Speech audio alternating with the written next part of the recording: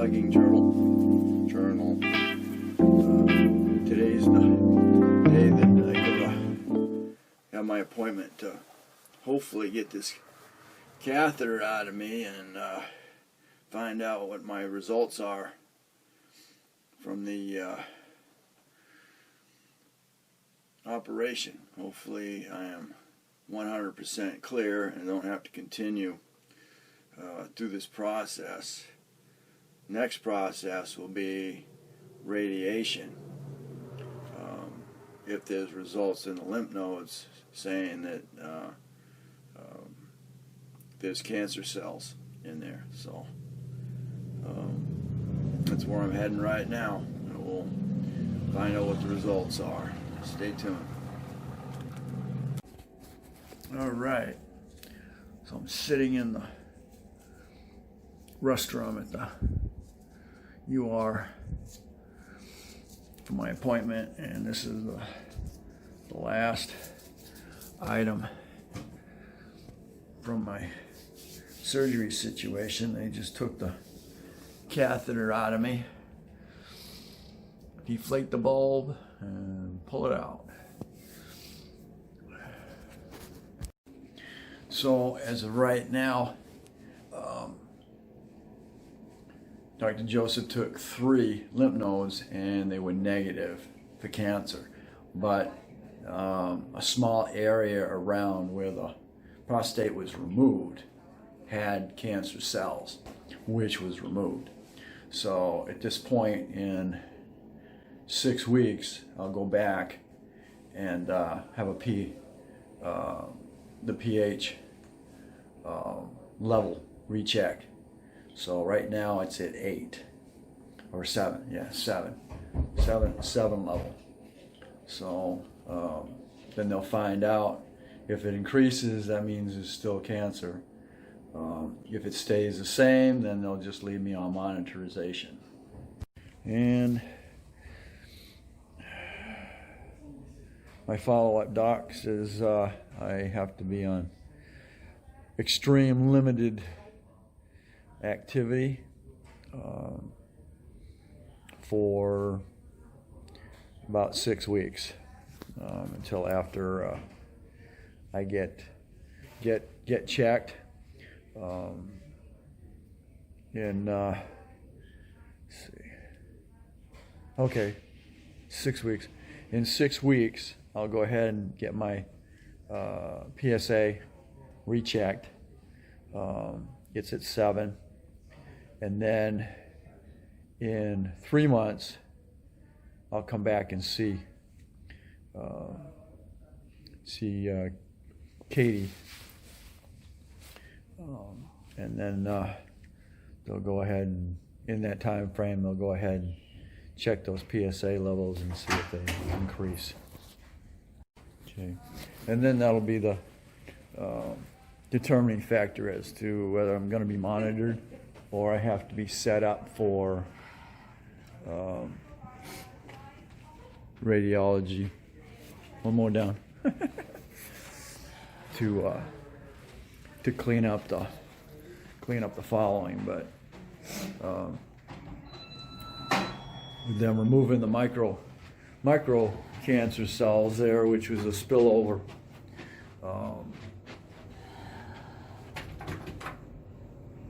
That's where the monitoring or the next test that needs to be. But the main positive part is none of the lymph nodes had cancer in them. All right, finally home. Did a little bit of shopping. Bad thing. When I left, she gave me a Depends shield. Put in my underwear. Well, by the time I left her office to going about 10 miles, that shield overflowed. So I was like, oh man. Because of the fact, of course, when they pulled the catheter out, and now that I don't have a prostate, which helps with the control of your urination, because of course the beginning of this urination, the prostate was so enlarged that I couldn't. So a normal prostate is going to help control your bladder movements as far as urination. It's going to help keep a control on that to a point where, where you feel you got to pee, then you're going to go, and then you're going to release it with the muscles. Well, now that the prostate, in my case, is gone, I don't have that. The way I'm looking at it is a wall. Here's your prostate, and here's your bladder, and then you got your urethra through the middle of it. And as your bladder fills up, your muscles pushing on the prostate keep control of it. So when you go ahead and release, your body automatically releases those muscles or whatever. Now you're able, the flow is going to go. Right now, I got a gap for a while because I got to go for some sort of physical where you're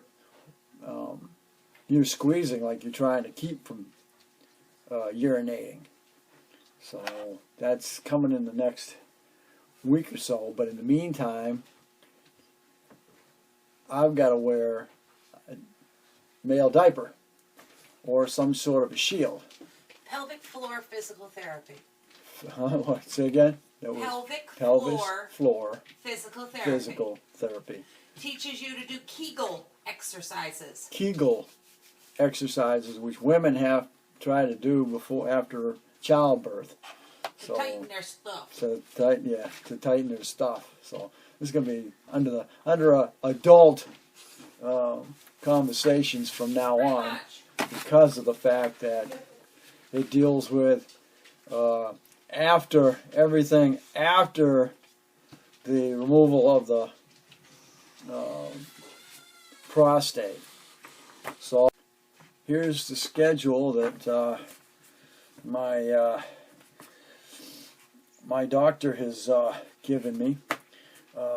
Everything that I'm able to do for the next couple of weeks, and this is definitely the adult conversation here.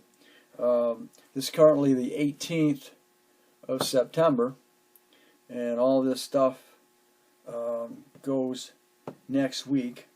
I got to get a PSA, which is what's going to tell her my condition, whether I've actually got more cancer underlying, and that's going to be in 6 weeks. Then I have a PSA in 6 weeks, PSA appointment in 3 months, and then I'll be monitored after that. My PSA level should be an LO.1. So that means I got nothing there anymore, because your elevated starts at 7 and starts moving up. When I got checked for this, it was a 12, and I messed around. I didn't go back in for monitoring. 6 months later, boom, we're at 27. So right away they wanted me in for biopsy. So that's where we are with that.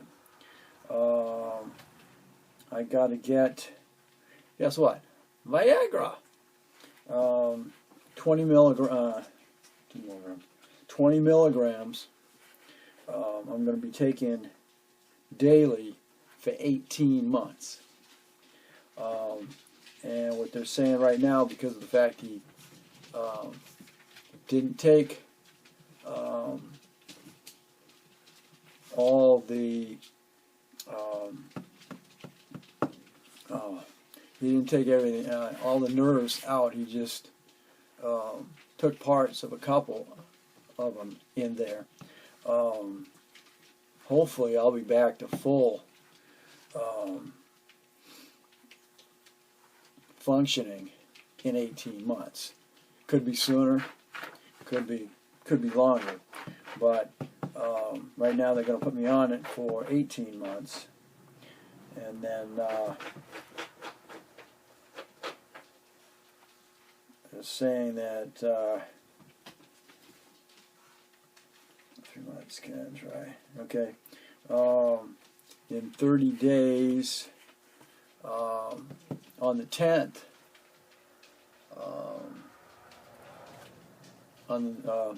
next month, around the 6th, I can try and resume sexual activity, and then resume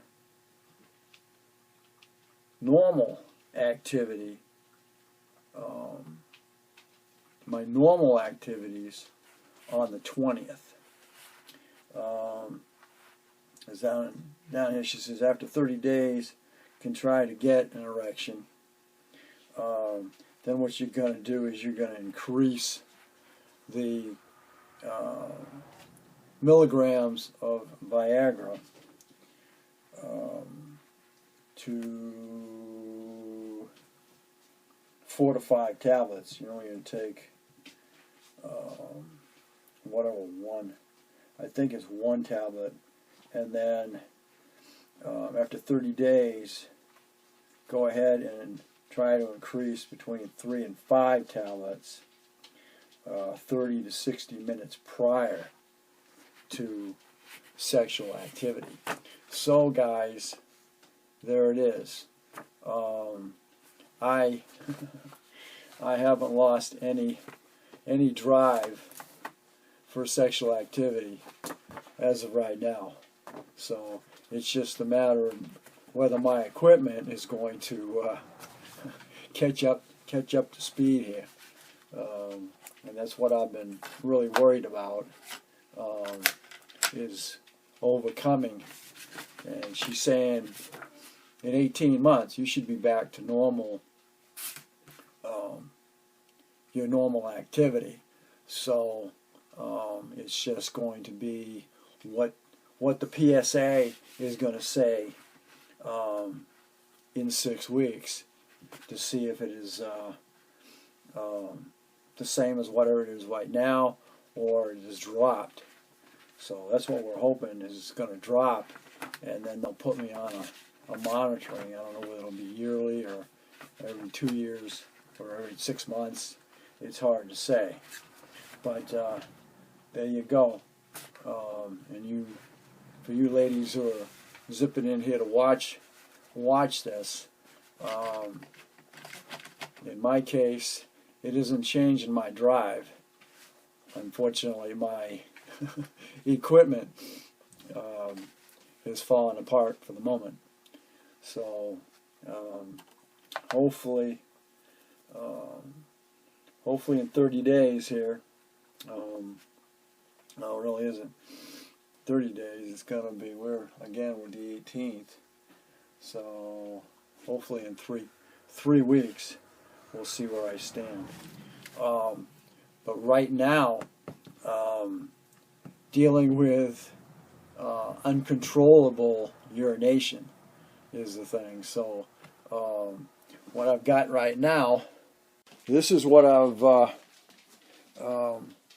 decided to use. I went ahead and grabbed shields as fast as I could while we're coming out of there, and that didn't last me. It didn't last me a half hour. So keep it on that. And of course, as time goes on, I'm going to be more and more stronger, and eventually I won't need them. But basically, you're just going to downgrade, and you'll use these when you're really to a point where you're almost healed.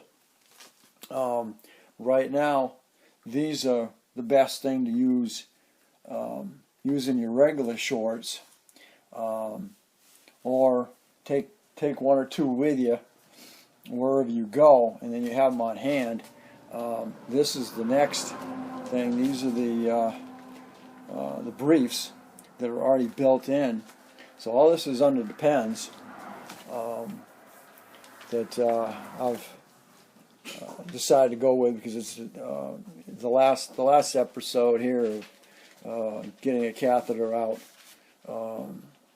I went ahead and used another brand, and boy was I sorry.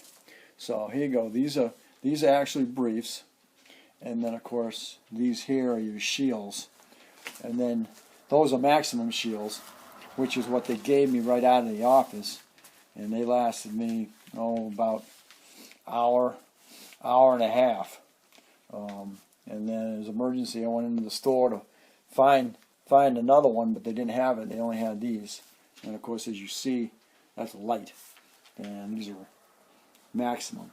So we'll see how this works out. But it depends maximum. They're already briefs, so it's like it shows in the picture. So you don't have to wear underwear with those, but you could actually wear a pair of briefs over those, and then if you're out and then you fill those up, which you're going to know you did, you can, making sure that you have a maximum pad with you, then you'll be able to throw that in your shorts and then get you home. Or take another pair of those with you. Keep them in the car. Either way. And then eventually you'll work your way down, hopefully, to just the light shield, and then finally be done. So for night, that's up to you. You could go ahead and use a shield in your regular underwear. Or you can just go ahead and wear briefs all the time. That's up to you. But I definitely would have a pad in your bed. I would sleep on a bed pad, just in case things just go out of whack. Because right now I'm not feeling any urge to go. This is the whole thing. I don't have an urge to go. I'm just going. Just like I'd have a catheter in me, and then the bag would fill up, and then I'd notice the bag was filled up. Since I've been using the night bag, I fill that up once a night. So you need to keep that in mind. That's got to be a half gallon. That's got to be about a half gallon of water. So you may wake up sopping wet. So that's why I'm saying I'll have to see how these maximum briefs hold up during the night. And then hopefully it doesn't. If it overflows, that's what I'm saying. You'll have a bedpan too. So anyway, that's where I'm at. Thanks for watching. Don't forget to comment, subscribe, and definitely share. And we'll catch you on the next Dana Crosby Vlogs, my journal, under health, fitness, and also